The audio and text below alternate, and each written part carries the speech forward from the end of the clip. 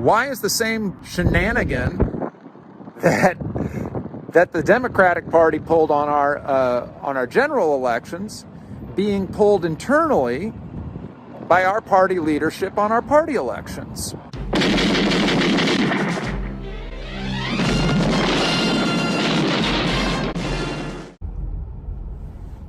So I'm just stopping by the old Board of Education here. It's right on my way home. I live very near, just a hop, skip, and a jump away. Yep, right off Greenfield Lake. So I'm shooting at the Board of Education not because of the meeting that happened here the other night, but for another meeting that happened the other night, which conflicted with this meeting, which meant that some of the people in this meeting couldn't be at that meeting.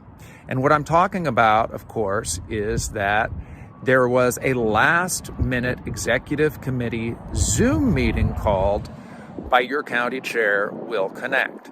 Now, this was a voting meeting, and according to my sources, according to the plan of organization of the Republican Party, you cannot have a voting meeting that is not in person. If you're going to have a remote meeting, it must be justified by an emergency, and an appeal to use that clause must be made to the state. Apparently, none of this happened.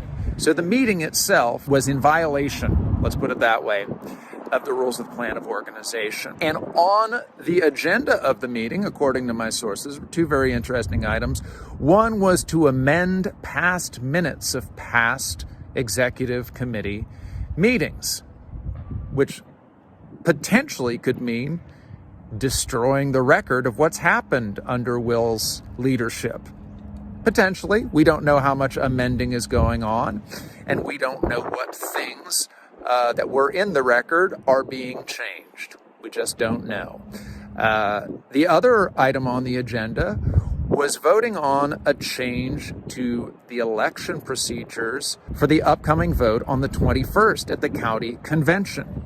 And I find all of this very interesting because if you were at the town hall, you know that transparency was at issue and that following the rules of the plan of organization was at issue and that election integrity was at issue. And anyone who remembers the last minute change to the rules about poll observers that was handed down 2 days before the polls opened by the Democrat-controlled Board of Elections at the state level will feel like, wait a minute, why is the leadership of our party doing the same thing that we had to fight against? And Jules Rothlein and his team did a great job on getting those rules, 5 out of those 6 rules changes changed back during the early voting period.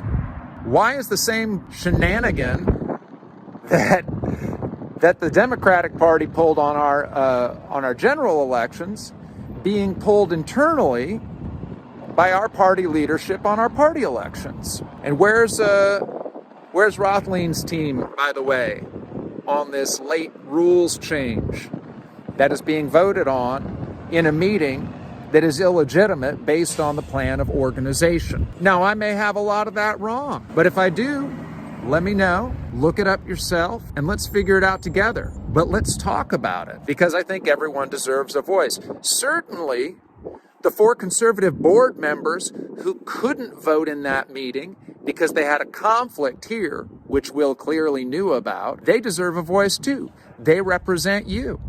And the people who were on the executive committee meeting, who were in the Zoom meeting, because they didn't want to miss that vote, they didn't have an opportunity to come and be a part of this meeting here. So it seems to me there has to be a better way to do this.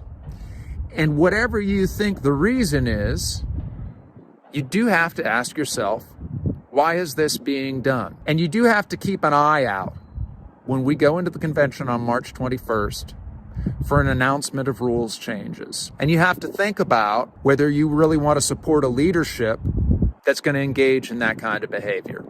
So stay tuned, keep watching, watch and pray, as he says, right? See you next time.